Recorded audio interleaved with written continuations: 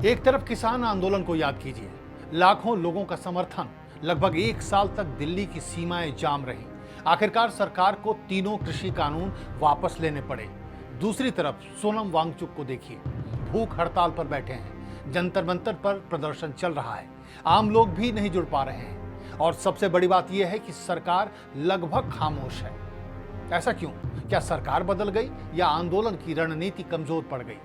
क्या सोनम वांगचुक सरकार से नहीं बल्कि अपने नैरेटिव से हार गए? आखिर क्यों फेल हो गया सीजेपी का आंदोलन? क्यों कोई इंपैक्ट नहीं छोड़ पाए सोनम वांगचुक का भूख हड़ताल? नमस्कार, द भारत नाउ में आपका स्वागत है और आप देख रहे हैं पॉइंट ऑफ व्यू।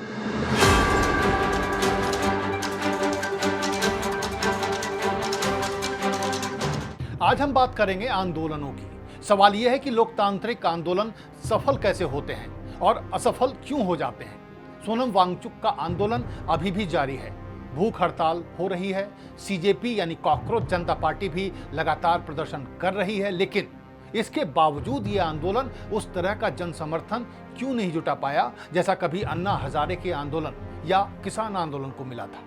अगर ध्यान से देखें तो इसके कई कारण नजर आते हैं। पहला कारण यह है कि इस आंदोलन की पहचान स्पष्ट नहीं है, साफ नहीं बन सकी।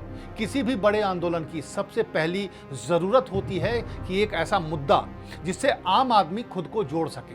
अन्ना हजारे का आंदोलन था भ्रष्टाचार के खिलाफ, किसान आंदोलन खेती और किसानों के अस्तित्व की लड़ाई था। लेकिन सीजेपी आंदोलन की पहचान क्या बनी? क्या यह शिक्षा सुधार का आंदोलन था? क्या यह परीक्षा व्यवस्था सुधारने का आंदोलन था? या फिर शिक्षा मंत्री के इस्तीफे का आंदोलन? यही सबसे बड़ा भ्रम पैदा हुआ। दूसरी वजह यह है कि आंदोलन के शुरुआती दिनों में सीजेपी की ओर से केंद्रीय शिक्षा मंत्री धर्मेंद्र प्रधान के इस्तीफे की मांग को प्रमुखता दी गई और फिर यहीं से पूरा विवाद, पूरा विमर्श बदल गया। देश में संदेश गया कि आंदोलन का उद्देश्य शिक्षा व्यवस्था बदलना नहीं बल्कि एक मंत्री को हटाना है। सच्चाई यह है कि जब आंदोलन किसी व्यक्ति के खिलाफ दिखाई देने लगता है तब उसका सामाजिक दायरा सीमित हो जाता है।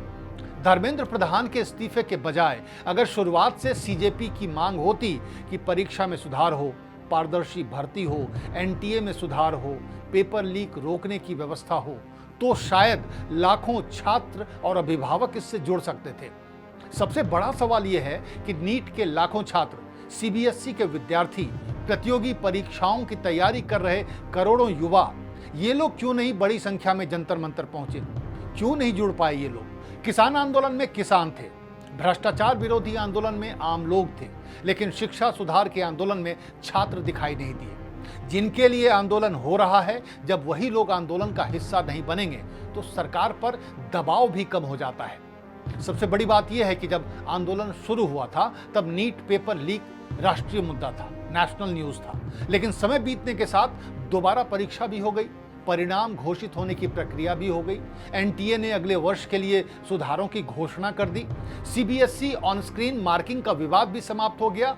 यानी जिन मुद्दों पर आंदोलन शुरू हुआ था वे मुद्दे धीरे धीरे सुलझते गए और फिर सार्वजनिक बहस से बाहर हो गए। कांग्रेस समेत कुछ विपक्षी नेताओं ने प्रतीकात्मक समर्थन जरूर दिया, लेकिन यह आंदोलन विपक्ष का साझा अभियान नहीं बन पाया। अगर कांग्रेस की बात की जाए तो कांग्रेस को लगा कि सीजेपी का आंदोलन उससे नीट पेपर लीक और छात्रों का मुद्दा छीन रहा है, जिन पर राहुल गांधी लगातार काम कर रहे थे।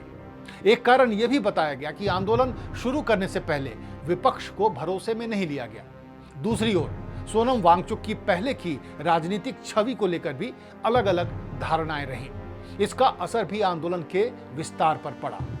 इन सब से इतर अब सबसे महत्वपूर्ण सवाल यह है कि अगर कोई आंदोलन छोटा है, अगर उसका सामाजिक आधार सीमित है, अगर उससे सरकार को राजनीतिक नुकसान नहीं हो रहा है, तो क्या सरकार को उससे बातचीत नहीं करनी चाहिए?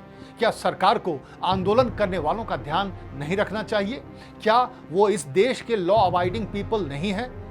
दरअसल लोकतंत्र का आधार ही है संवाद। सरकार किसी भी मांग को स्वीकार करे या ना करे, लेकिन संवाद लोकतंत्र की बुनियादी शर्त है।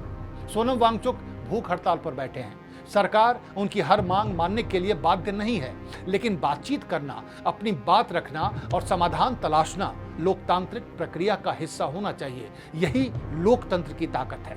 अगर पूरे आंदोलन को देखें तो 3 बड़ी रणनीतिक गलतियां नजर आती हैं। पहली गलती यह है कि इस आंदोलन में मुद्दे से ज्यादा व्यक्ति पर फोकस रहा। दूसरी गलती, हितधारकों यानी जिनके लिए आंदोलन हो रहा था उनके बड़े पैमाने पर साथ नहीं जोड़ पाना। और तीसरी गलती यह हुई कि आंदोलन का साफ वैकल्पिक रोड मैप सामने नहीं रखा गया। अगर आंदोलन शिक्षा सुधार का विस्तृत ब्लूप्रिंट लेकर आता, छात्र संगठनों, अभिभावकों, शिक्षकों और विशेषज्ञों को एक साथ जोड़ता, तो शायद तस्वीर अलग होती। सोनम वांगचुक की व्यक्तिगत विश्वसनीयता पर अलग अलग लोगों की अलग राय हो सकती है, लेकिन लोकतंत्र में किसी आंदोलन की सफलता केवल उसके नेता से तय नहीं होती।